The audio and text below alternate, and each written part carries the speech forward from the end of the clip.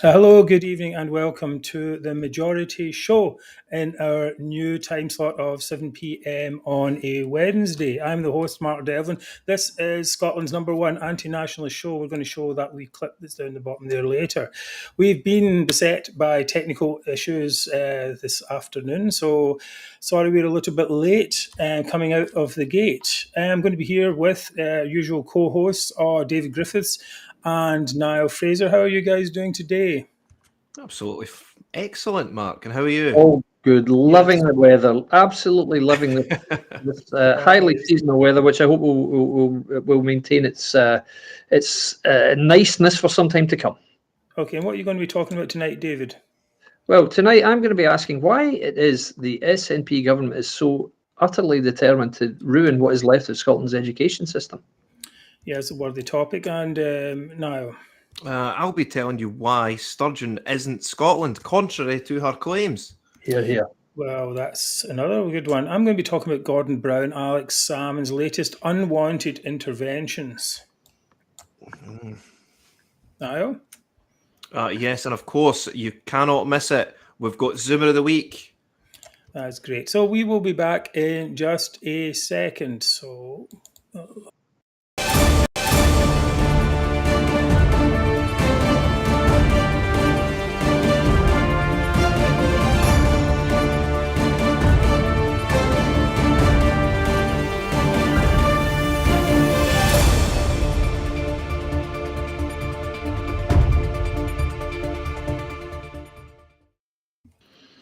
Right, as you may have noticed, we updated the name of our broadcast from the Majority Podcast to the Majority Show. And that's mainly because a lot of people think that podcasts are audio only, and this isn't really. This is more of a show, we thought. And we're not just audio, we're live. And if you would like to tell your friends about this podcast, we would be really happy. We are growing every week. There are more people watching the show every week, and it's because of you. If you're telling your friends and telling your friends on social media, telling your friends in person, everything helps. So that helps us to become even more powerful. As always, a huge shout out to our donors. The donors have made it possible for the show to get started and to continue. If you'd like to help or donate, please go to our website and donate there. We're getting donations every day from people who think that we can help a little bit in saying things perhaps that they couldn't feel empowered enough to say themselves. And that's what part of the show is about. So every donation, big or small, is most appreciated. So we would additionally like to thank our friends at UK Union Voice and at United Against Separation for supporting the show by letting us broadcast directly to their Facebook pages, where I know many of you are watching. I know also, as you may know, you can watch on YouTube, from where you can subscribe to the Majority and get alerts, which means you will never miss the show. So subscribe now. Yes, and if you haven't already, please like and share. Put a good comment in, tell your friends, extend our reach at a click of a button. The good comments get read in the show. Please do keep them short, and we'll get as many in as we humanly can. Coming up, now I was going to be talking about why Sturgeon isn't Scotland. We kind of know that, but we'll see what his thoughts are on it. David's going to be detailing the horrors of Scotland's education system, and I'm going to be talking about yesterday's men with yesterday's plans. We will be back in a second.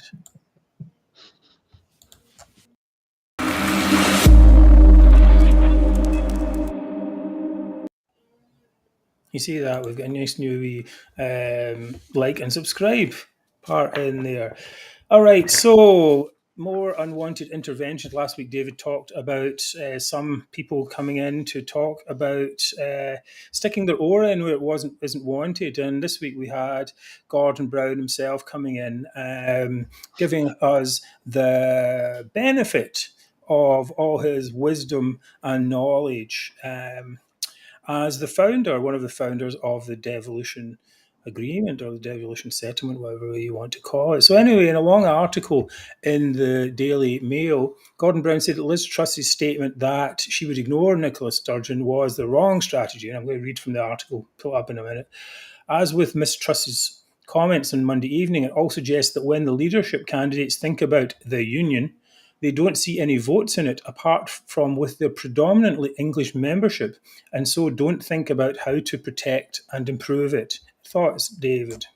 I think that's utter hogwash, to be honest. I think it's enormously refreshing to see a UK Westminster senior figure, probably in all likelihood the next PM, rightly identifying Sturgeon and the separatists for what they are, which is a bunch of rabble-rousing mischief makers who have no substance whatever. And I think she's entirely right in what she said. And I think Brown is just desperately trying to stay relevant. I think he's been doing so since he lost the election in 2010. And I wish he would just shut up. I'm sick of listening to Gordon Brown. Seriously. I totally agree with Liz Truss's sentiment. I'm going to come on to it a bit later in the show about our actual statement ignoring Sturgeon. The sentiment's right. I think maybe she should have used the word bypass Sturgeon more than ignore, and just bypass her at every turn, because anything that goes through Sturgeon immediately comes. Well, they wrote this long article. It's in Daily Mail. It's so long. I mean, God, you have to crawl through it, and it includes Dolly the sheep and a whole load of other stuff. It goes off and off. It's like, and all he comes up with is this idea. I mean, a lot of it just sounds like to me like way nationalists talk. You know, it's four nations this, and we should always. Give nationalists what they want, talk about the union and all this type of thing, try to make devolution work. And we're like, you know, where have you been? This is what I think. Where have you been all the time? This devolution really isn't working. I think you're going to come on to that in a minute, David, about just even one example is education results. Yeah, indeed, it doesn't work. I mean, the fact is that the SNP the government has no incentive to make it work, because as long as it doesn't work, they can just see what a mess we're in. If only we were independent, everything would be fine. So it's a disincentive to actually make devolution work. And for anybody, a senior guy, to say that the answer here is to give more powers, let's devolve more responsibility. My God, what is wrong with you? You fool! Don't you understand what's happening here? That baffles me that you can see what's going on here. We see clearly enough. Where is he? I honestly... Well, I think that's the thing, going back to what he said there, where he said that they don't see any votes in it apart from with their predominantly English membership, and so they don't think about how to protect and improve it. To me, it's like, well, actually, the people you should be caring about are the people who voted against to stay in the UK, right? Yeah. And that's what Liz Truss is standing up for. She's saying these people, these nationalists, don't have any mandate. They don't have any power to call a second referendum, so we should just ignore them. That's a reasonable, certainly in the Constitution, and we should hopefully press them on every other aspect of running Scottish devolved administration. So, but he's like, okay, well, you know, and this is what he writes. He writes a cooperation council should be set up, chaired by the new PM, to deal with policy matters of concern to both governments. Yeah. You know, Nicholas Sturgeon's going to be all over that, mate. Yeah, well said, Gordon. Of course. Fantastic. Yeah, right. It's like he doesn't seem to understand that the nationalists don't want to cooperate with the UK. They want to destroy the UK. They want to break it up. Surely he understands that, though. Surely. No, I don't think he does understand that. I mean, I think he envisions this federalist future where we're all equal partners in this union they keep talking about. What is the matter with you, man? Seriously. I mean, don't you understand? This is one country. It's not four nations. It's one country. Stop talking in nationalist terms. For God's sake, understand what's happening here. They are trying to destroy this country. This guy is a socialist, supposedly, an intellect, supposedly, and he talks like he has no concept whatever of what is actually happening in his home country, in which he spent every single day of his life, as far as I'm aware. How can you not see this? Seriously, how can you not see this and simultaneously claim to be some guru on all matters politics in Scotland? Yeah. I find it just inconceivable. Really, I don't know what he's playing at.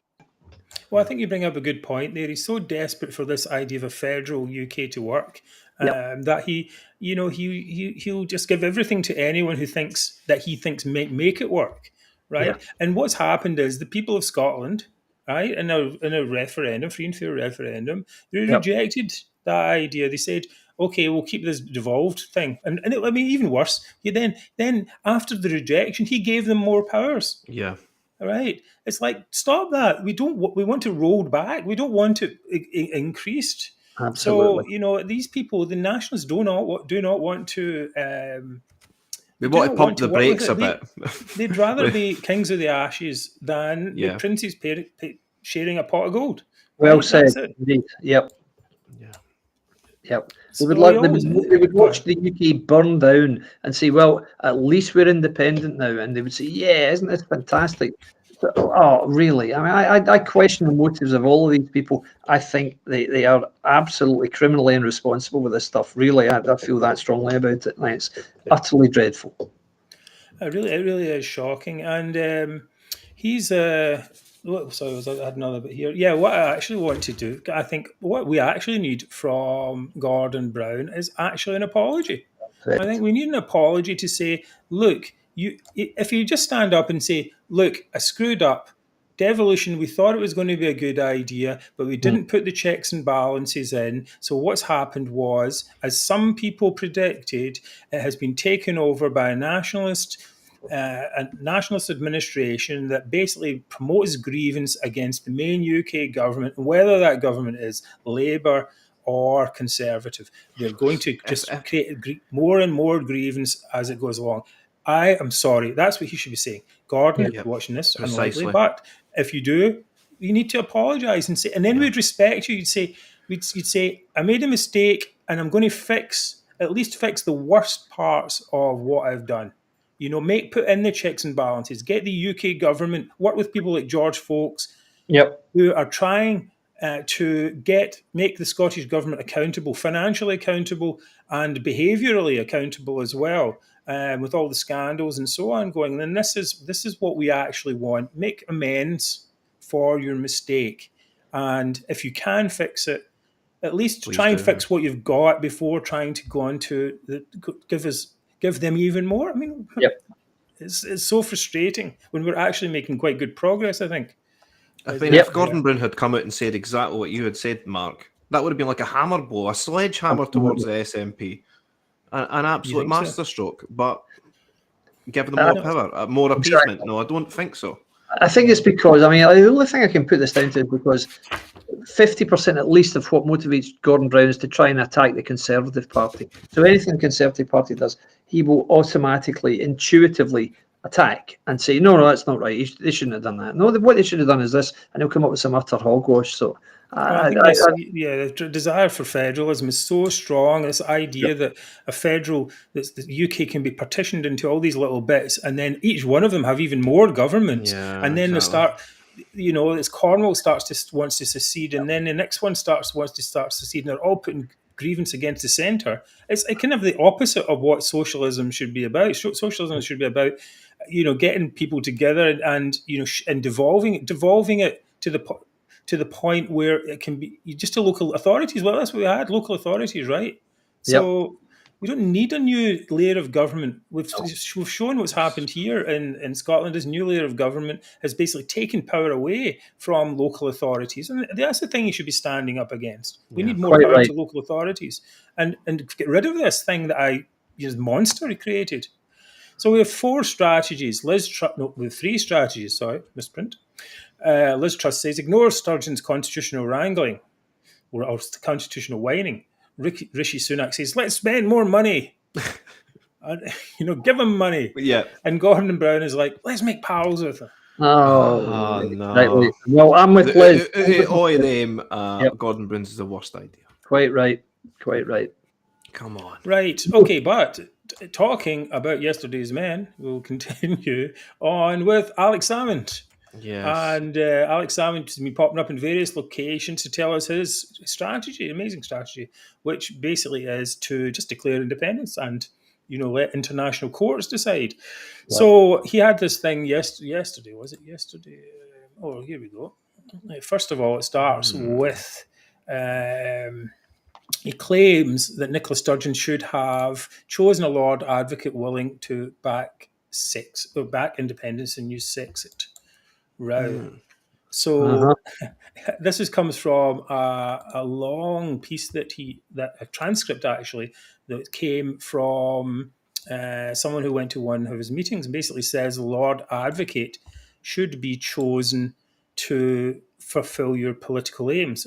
And what's actually happened is the Lord Advocate has gone to the Supreme Court and said, I don't actually think this is legal, basically. Yeah.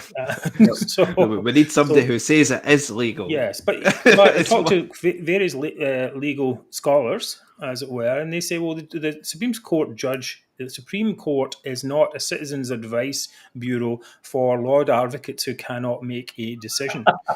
That's the whole point of this thing is Lord Advocate is supposed to make a decision. Is this lawful or not? Is this bill lawful or not? What Sturgeon is saying, what Salmond is saying is you choose someone who's going to say it's lawful. Right, yeah. At least he's very forthright in his in his deceptions. You know what I mean? It's just like, we'll just rig the court and rig the selection. Yeah, exactly. Rig the selection of the Lord Advocate. Yeah.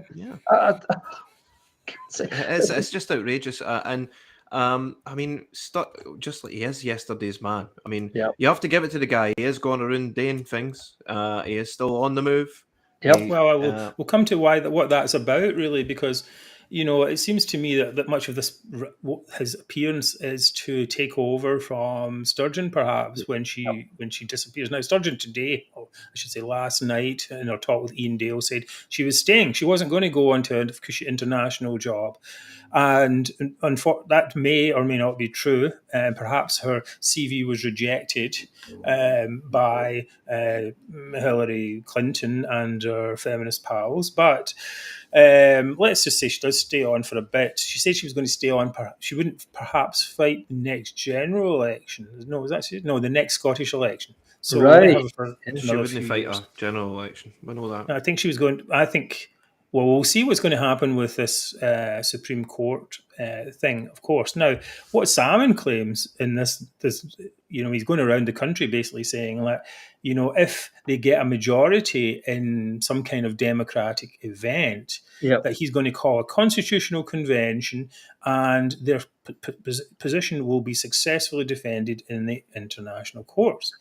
But the problem with this is, like, I ask people this all the time, well, what is this international court that you're going to go to? It's like something of a science fiction movie or something like that. You go to the elders or something, and world government is going to decide. See, if I was a lawyer in this court case as well, would you cite the result of the 2014 referendum? As evidence against...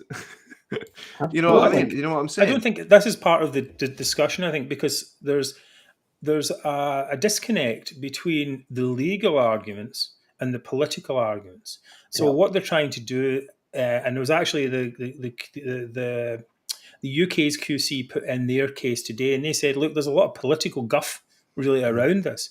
But the Scotland Act is very clear. It just says you cannot have a referendum in a reserved area. That's all that matters. And the SNPs tried to put in their political statement, and they're trying to was it square the circle or whatever it is, put a round peg in a square hole or square peg in a round hole, whatever one it is, by saying, okay, it's not actually a political decision. It's got nothing to do. Even if you decide that we can have, even if we get a referendum, it's not actually going to mean anything. And I mean, nobody believes that.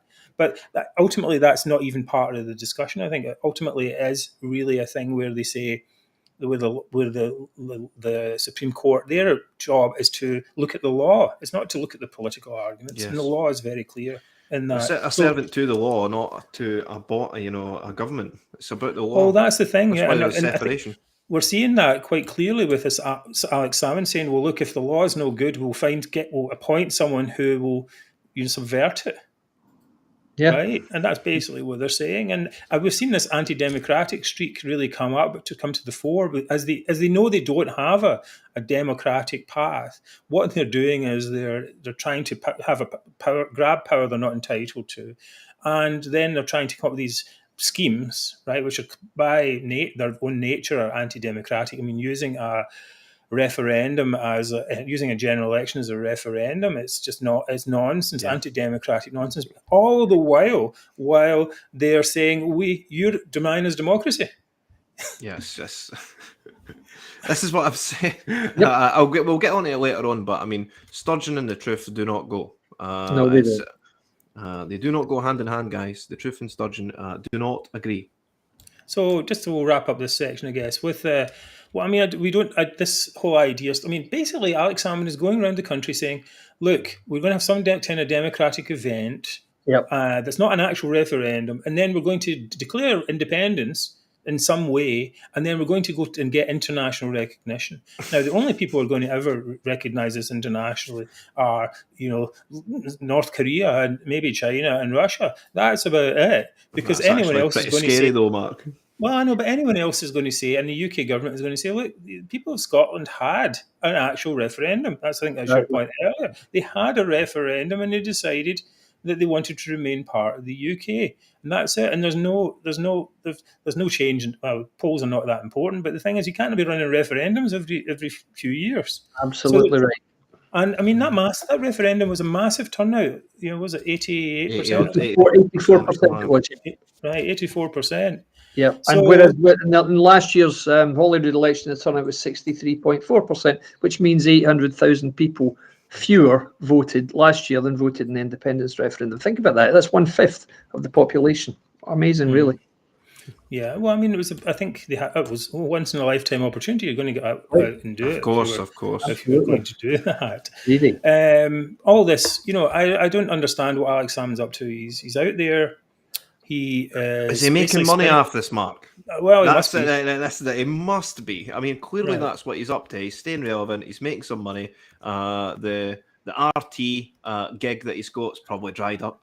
Yeah, exactly. No. Maybe Alex is falling upon hard times and needs somebody's money.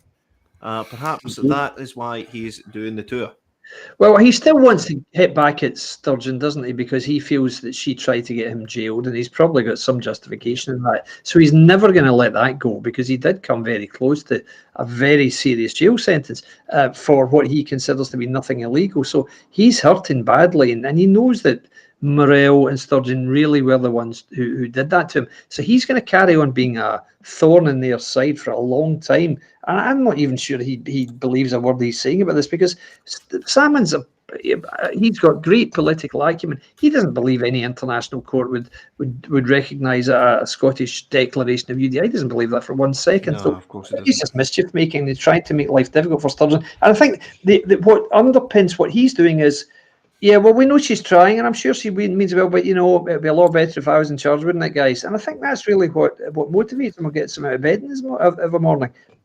Maybe he's reliving the glory days of the 2014 campaign. Well, I mean, this is the same thing with Brown as well. It's that they've got yesterday's men, yesterday's ideas, and they still have a platform, and they're trying to maintain their relevance. And I think the tide has turned, and we and our followers and the people we work with, we've changed, right? We've moved on. And I think Scotland needs to move on from these things of the past. They didn't work. Brown's plan didn't work. He needs to apologise and move on.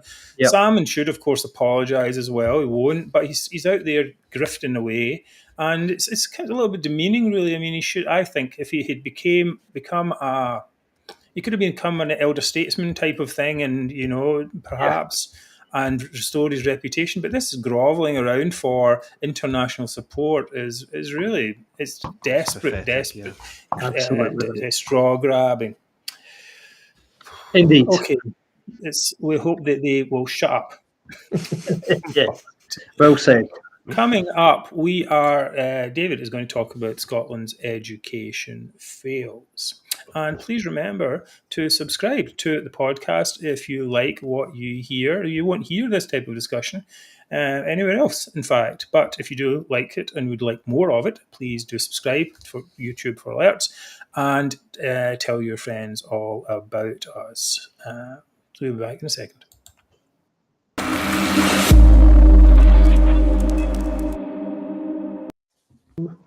Right, David, you are up.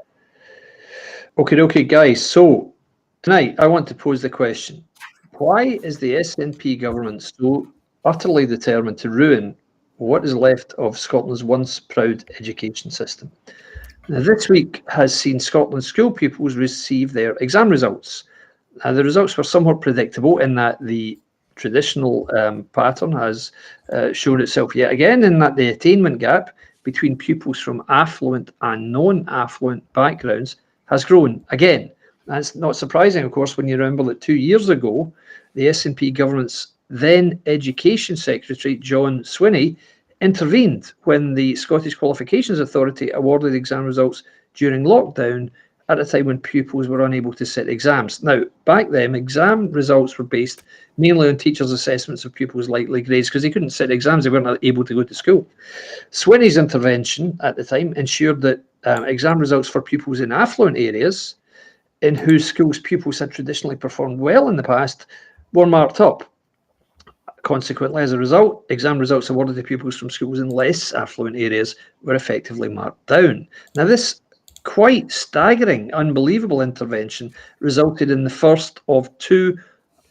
It's often forgotten that there were actually 2 Holyrood votes of no confidence in John Swinney, this wretched individual who has made a complete mess of every job he's ever had. Now, in addition, though, to this year's attainment gap growing, this year's results have shown a drop in grades achieved over the last 2 years. But again, remember that 2022, this year, is the first year since 2019 that Scotland's pupils have actually sat exams.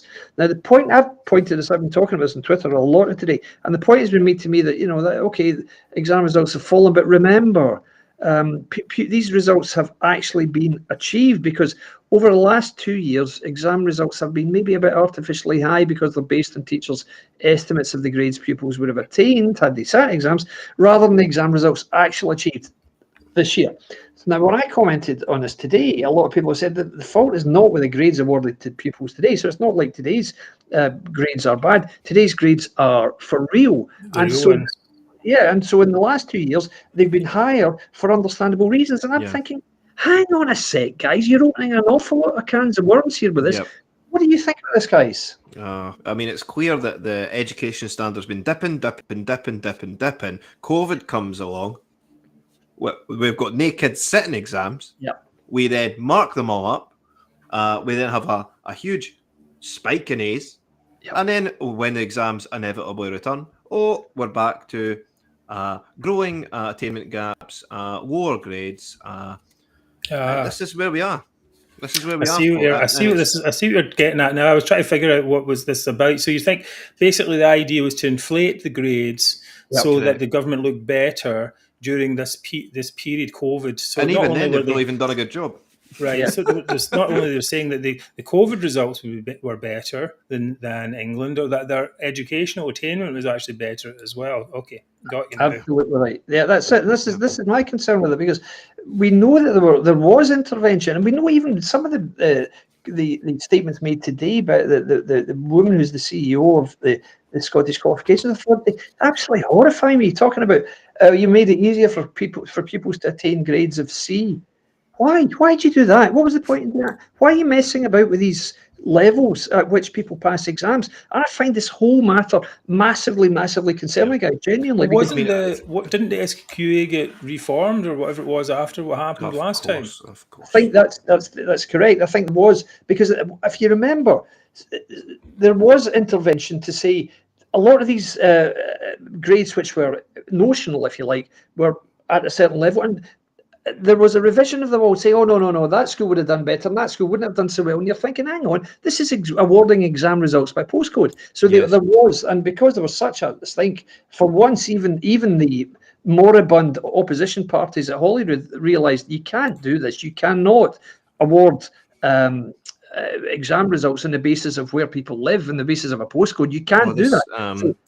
Tommy Boy's jump in with the Scottish exam grade U-turns mean 75,000 students, predominantly from poor areas, will have their downgraded SQA results overturned. Right. So this, we didn't sit exams, and I didn't get an A, but I got a B. But I knew I'm going to appeal because the exam that I didn't sit, the grade wasn't big enough. Quite exactly. And look at the number of questions this raises. Are we saying now then that Scotland school pupils who were awarded exam results in the last 2 years have been marked artificially higher by their teachers? Artificially highly, rather than gotta be. Exactly. Does that mean that they're not actually able, at the level which their grades suggest, to do the jobs or to qualify for the university places which their grades have supposedly qualified them. And if so, what message does that convey to the pupils who couldn't sit exams? It's hardly their fault. They were given the marks on the basis of what their teachers thought. And what message does it send to the pupils who actually have sat exams this year and have achieved grades lower than those of pupils who sat no exams? Have they been disadvantaged by actually going to school? And what kind of message does that send, for God's sake? And how should employers and academic institutions view the last 3 years' results? Should they have an asterisk against the exam results of everybody who was given in 2020 and 21? And so these results from this year to be considered more genuine and more meritorious than those in 2 years prior. I mean, this is just an utter mess, a complete. And it's to me, it's almost unbelievable that they can do this. How can they get away with messing up children's education in this way? And I would urge you to read the interviews today with I can't remember the woman's name, but she's the CEO of the Scottish Qualifications Authority. To me, it's terrifying. They're clearly playing games with children's grades and with children's exam results, which of course means they're playing games with children's futures. Yeah, I mean, it wasn't long ago that was a protesting outside the Education Scotland building, but it goes into a wider thing. I mean, you're right. The exam results for this year are way more valid than the last 2 years. Why? Because they actually sat the exams. Absolutely right. And that's it. Feasibly, that's it. So I would certainly stand them above the other 2 years, but we should never have had exam results with exams. I mean, come on, are we bonkers? Yeah, as a there was country, no reason. guys? There was no reason at the time not to have exams. They were having all kinds of things they could. I mean, exams by their very definition are kids sitting not close to each other. You know? So it was never a thing. I think my daughter was in that cohort, as it were, and so it was ridiculous. They could have done exams, and it's terrible for that. Now we should always be reminded of this, however. Nicola Sturgeon, judge me on education record. Yeah. Sturgeon has staked her personal reputation on closing the schooling gap between rich and poor areas of Scotland. Well, interestingly, how has she done that? She's done that by screwing up everyone's results so that nobody knows what's going on, which is actually a hallmark of these SNP governance. Type of governance, where basically nobody knows what anyone's got anymore, and then everything becomes arbitrary. So you go, and becomes like who you know. Oh, do you know this person? Do you know that person? Whatever it is, because the results become more and more worthless. Yeah. So I noticed actually someone was saying, maybe it was Rishi Sunak, was saying that we needed to have standardized educational standards. There's a super quick fix to this, and it would cost us zero money, Mark. What do you think? This we just pull. We go into the Education Scotland bill, we go into the filing cabinets, we pull out a curriculum from, say, 1990, and when we put that out, or 1980, or it doesn't matter where you pull it from, it's still going to be valid and more valid to what they're teaching them now. It's such a quick, easy fix. It would cost nothing, and your education standards start climbing again. It's not. It's no. Well, we had this. Guys. This was in the Daily Record front. You are failing our kids, and Anna's. This was, pushed out by Anna Sarwar as well, saying brutal Daily Record front page. Instead, Nicola Sturgeon said closing the attainment gap and opening up opportunity for every child was their number one priority. Instead, the SNP have failed the poorest kids across Scotland and have no plan to fix what the mess they've created, because the mess they've created, I think, actually is the objective. Benefits them. Yes, exactly. They create the mess. Well, if you think about the education standards, they need a huge, big, dumb, compliant country and all the people in it to control. And that's exactly what's happening. Over time, that is. Yeah, and that seems clear. That's what their aim is. They just want a population that's fat, dumb, and happy, and just voting the way they're told. Well, it's one of our people said it's a shame that Scotland's education system. Scotland used to have an education system that was, the benefit of the world. Even if it was just perhaps Scottish people saying themselves, "We've got the best education system in the world." Perhaps that may have been true or not. A wee bit of an idle boast. Now, no Scottish person can say that at all. Right. It's been destroyed. Great discussion there. We hope that things will improve. The last time it did, as David said, it led to a motion of no confidence in John Swinney. People really do care about, of course, they care about their children's education, and it is something that's very important to people. People see this continuing degradation of standards, they will be much less likely to support any kind of nationalist project. Can you imagine what it would be like in a nationalist Scotland? Lessons about Braveheart 24/7. Coming up, Niall is going to talk about intertwining of national identity and the dear leader Sturgeon. Dear leader. And after that, it's going to be Zoomer of the Week. And if you can, please donate to the podcast or tell a friend or both. Everything helps.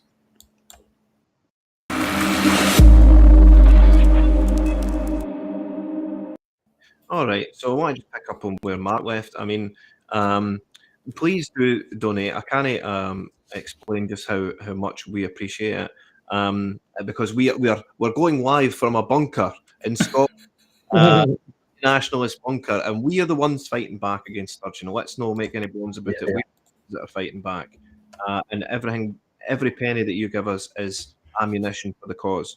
So this week, Sturgeon proclaiming to Ian Dale that the trust statement, the best thing to do with Sturgeon is to ignore it. That de facto Truss is saying that she'll ignore Scotland. It's got me absolutely furious. I mean, just who exactly is she? The Queen of Scotland. Ignoring me is ignoring Scotland itself. I mean, can you believe this, guys? Nothing could be further from the truth. But then again, the truth is just another lie to Sturgeon, guys. Sturgeon represents about a third of Scotland. The sole reason she's in power is because opposition parties are split. And even then, she still had to do a rotten deal with the Greens. So Sturgeon is not Scotland, guys. But ignoring Scotland does in no way equal ignoring Scotland at all. And, you know, I was thinking about it as well. Liz Truss, I agree with her sentiment. You know, I take back what I said about her last week, ignoring Scotland. It's because ignoring Sturgeon is like ignoring a huge, malignant, cancerous tumour that's enveloping us as we speak. And as much as I would love the sentiment, we cannot afford to ignore Sturgeon any longer, guys. The cancer is taking over. If Sturgeon is Scotland, like she claims to be, then she's all the destitution, guys. She tops the European charts for drug deaths. She's the failing NHS. She's the rust and ferry. She's the train chaos. David is the appalling education standards. And Sturgeon has actually ignored Scotland and its people's concerns over her insane, cultish, kamikaze mission to rip the country apart and destroy everything that we hold dear. So that's why I'm furious, guys. It's, to me, her even putting herself on. I mean, well, you think Scotland will be here before Sturgeon, and it's kind of strange because you might think she would be more nuanced about it, right? Because basically, Liz Truss said, right, we're going to ignore Sturgeon, and a load of us went and said, well, you know, Sturgeon is not Scotland. And then Nat said, you know, that she was Scotland. She was Scotland. And then we were like, well, no, she isn't, right? Absolutely not. Then you'd think that she would come up and say, look, it's a bit of hyperbolic to say that ignoring me is the same as ignoring Scotland, but I'm a representative of this party and this is our aims, right? It would be a bit like us saying, right, we are the majority, right? We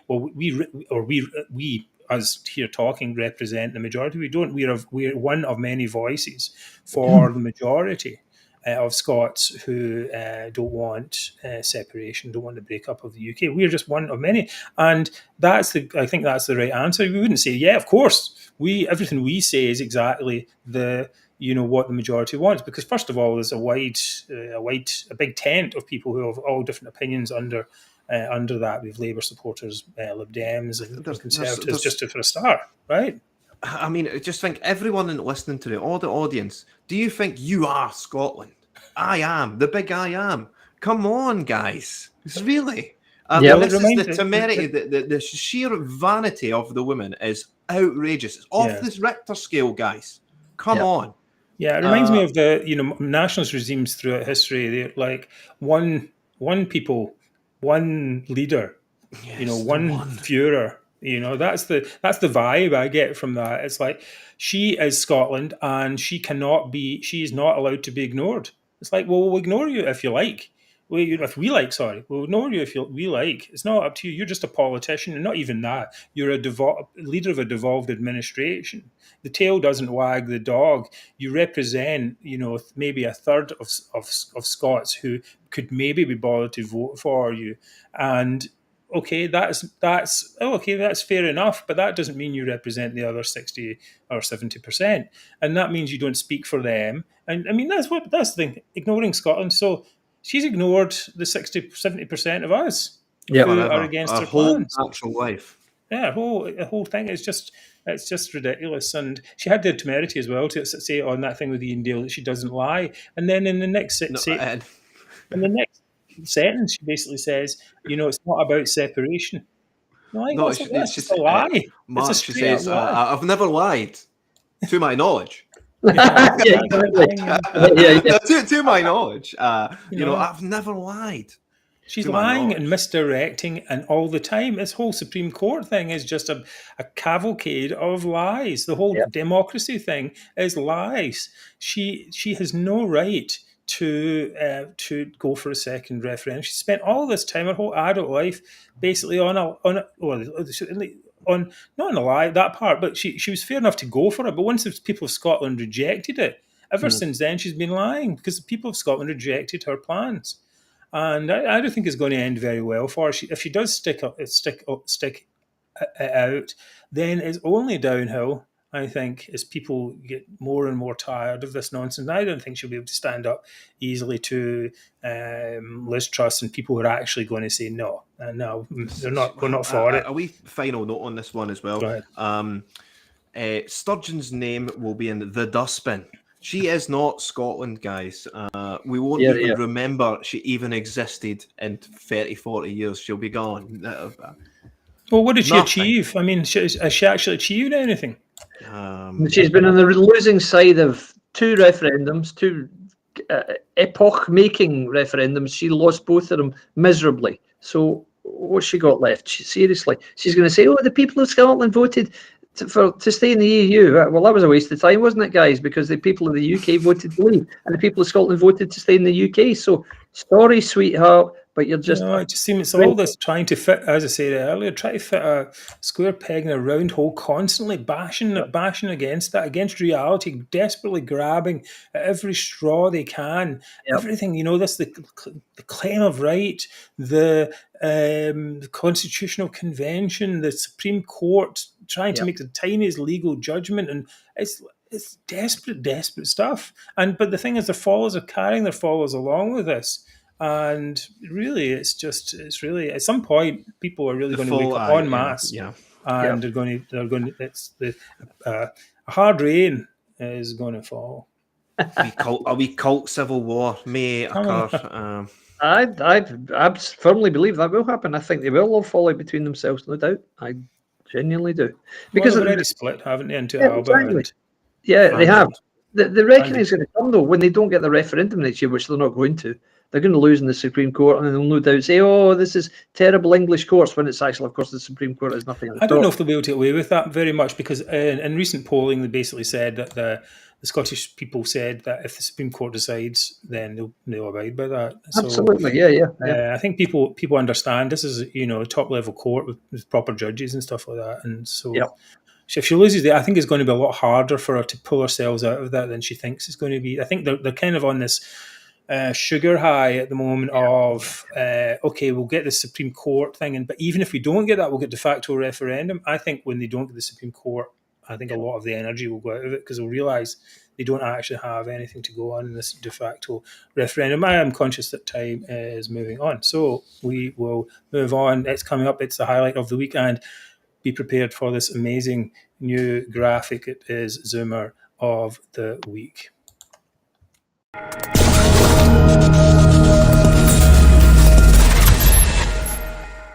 Oh, that Zoomer! Hooray! Yes, only took me 34 weeks to get that ready. David, you are going to be up first. Okay. So my nomination for Zoomer of the Week this week is Baroness Davidson of London Links, better known as Ruth Davidson, ex-leader of the Scottish Conservatives. Now, as I'm sure we all know, Ruth is no longer actively involved in Scottish politics. As we know, poor Ruth felt completely unable to remain in her role as Scottish Conservative Party leader the second Boris Johnson became PM, and so she stood down, flounced out. Now, these days, of course, Ruth spends her working life in the House of Lords. However, this week at an Edinburgh Fringe Festival event, Ruth told the waiting world that in the event of a second independence referendum in Scotland, should that take place, Ruth assured us all she would return to frontline politics to lead the pro-UK campaign. Gee, thanks, Ruth. So I'm not sure if Ruth expected the UK's overwhelming anti-nationalist majority to be pathetically grateful for her selfless offer, but regardless, I would suggest to Ruth that if she really wants to help the UK, and in particular Scotland, in its fight against corrosive and insidious nationalism, maybe she might want to stop adding fuel to the flames. As a reminder, guys, in 2014, the Scottish electorate voted to remain in the UK. And since that time, the supposed Scottish independence debate has continued, thanks mainly to, on one side, furious Scottish nationalists who refused to accept the result of the referendum, and on the other side, Scottish Conservatives like Ruth Davidson, none of whom can utter two sentences in public without mentioning Scottish independence. So my message to Ruth Davidson is, please, stop talking about Scottish independence. Nobody up here is talking about this at all. There will be no second referendum. It's not needed. It's not wanted. It's not happening. Find another topic to occupy. Another hobby. That's what they need, I think. You know, I see Ruth Davidson in the papers almost every day now. It's like her job isn't actually in the House of Lords. It's grumbling about stuff in the newspapers, or sticking her oar in. We talked earlier about Salmond and Gordon Brown sticking their oar in when they're not wanted. Yesterday's men. Well, I think to some extent, Ruth Davidson is yesterday's woman. The thing is, I read the article and she was pressed, she was like pressed. They said, well, what happens if there's going to be a second referendum? She'd go, would you come back? You go, oh yeah, I'll come back. You go, you just like, how hard is it to say no? No, there's not going to be a referendum. They don't have the power. That's it.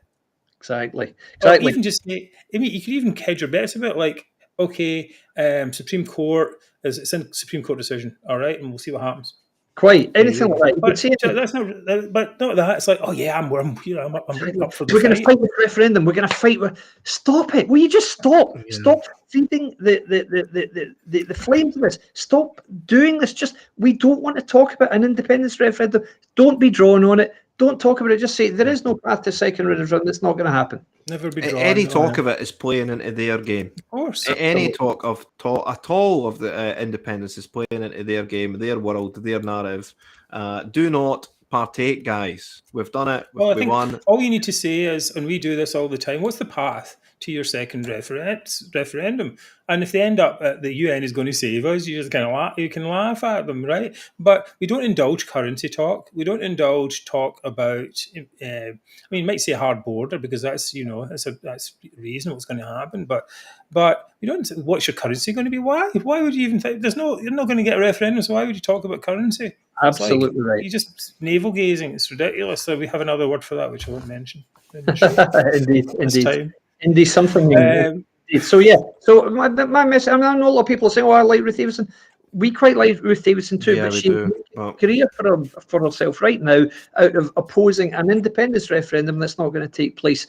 Stop it, please. Stop it. Do something else. Find another outlet for your undoubted talents. We don't need you doing this. Please stop. Hopefully she can stop criticising the Tory party as much. Here. Stop criticising the Prime Minister. That would be a real step forward, Ruth. Try that. Try talking for 5 minutes without criticising the new PM, whoever it might be. So that should, of course, we all have a right to criticise, but as a Conservative, much of that can be done behind the scenes if you have to. Great work there. Next up, it's going to be mine.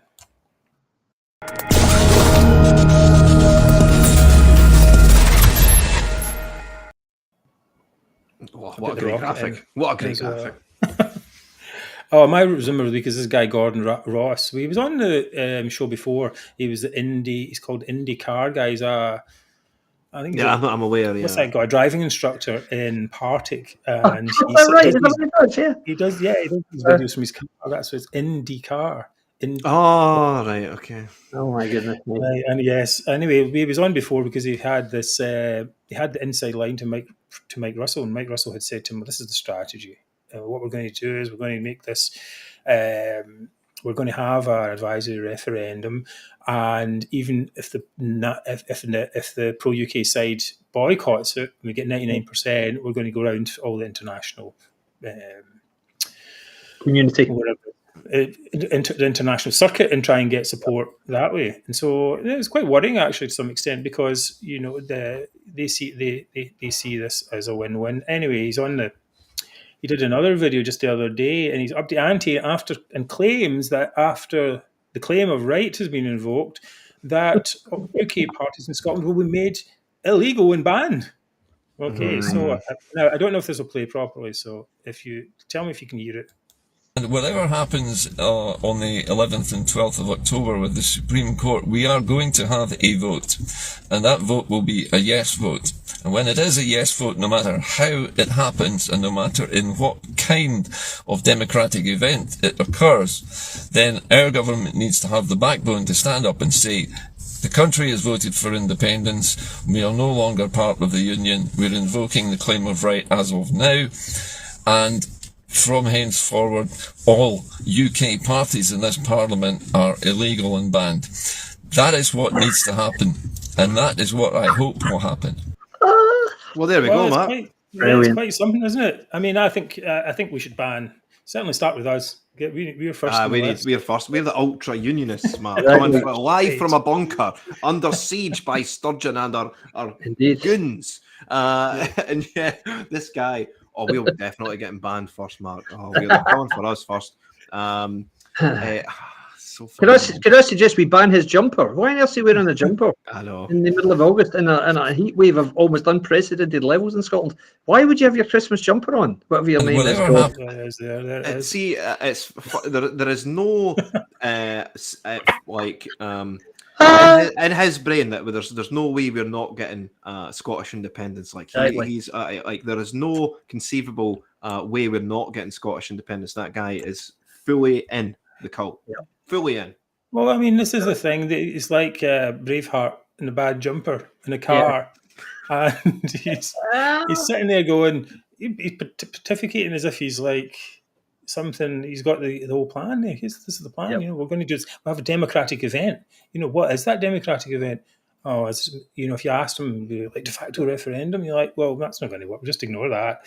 And it's just a layer upon layer of delusion. But the thing that's scary about it, perhaps, well, not scary, not perhaps, the thing that is scary is that it ends in this dictatorship, basically, right? Where he says, we'll just ban everything. Yeah. That's what he wants to do, right? It's not that's the thing he wants to do is ban the other parties. What happens up until he says that is just, that's just a method, one of the many methods he would maybe use to do that. If this guy had power, first thing he would do that. Yeah. And so the means justify the ends for this gentleman. Yeah, exactly. They style themselves as working in democracy's interests, and then they come up with this kind of anti-democratic nonsense, and then they say, "Oh, vote for Indy, and you can have whatever government you like after that." Exactly. That's what people say. Once we're independent, you can vote Conservative, and Labour might be relevant yet again. And somebody was saying today, "Oh, this is the way that Labour will save themselves by Scotland becoming independent, and then Labour will be really strong in Scotland." Oh, that's brilliant. Well, why don't we make Yorkshire independent too, and then Labour can be really strong in Yorkshire too? I mean, what? Honestly, they have got no conception of what would happen in the event of this cataclysmic breakup of the UK. And we've got people on here tonight, one guy in particular saying, "Oh, comedians, ha ha ha." Great guys. Well, listen, to laugh. Someone finds it funny. Exactly. The laugh at you guys, because there's not going to be a referendum. Watch my lips, guys. There's going to be no referendum. Doesn't matter how much you want one. There's not going to be one. How does that make you feel, guys? Well, the thing is, we might laugh at these people, and they need help. They need help. That's what I'm saying. These are the people that would get power. If that guy stood as an MSP, right, he could easily get into power. Conceivably, yeah, every chance. And then he would be in the Parliament, and he would be You'd be calling for the banning of you'd be thinking all the parties, time, this is what I'm trying to do, I want to ban these parties. That's Yeah. the mindset. We can't have this. How did this mindset ever become So prevalent in commonplace? Scotland. Exactly. I don't know. We've got John Mason. People like John Mason are MSPs. They're elected by the population. How can you listen to John Mason talking that utter drivel that he spouts constantly, anti-everything? He said women don't always say yes first time when he was trying to justify the rejection of the independence referendum. It's like, and people vote for him. Are you for real? People would undoubtedly vote for Jumper Man here, no question about it. If you stood him anywhere in Glasgow or Lanarkshire, I guarantee he would be elected for the SNP. Not only on that the might be the platform. Platform. Yeah, we're banning all the people against us. And That's it. You might laugh, but it happened in other countries. It really did. Indeed. Yeah. Coming up, Niall is going to talk a little bit about freedom fighters in our midst.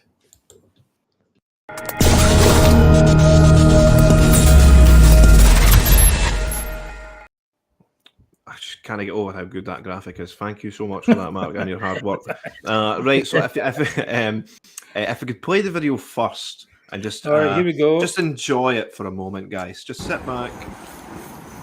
Right now, thank you. And you should say who this is.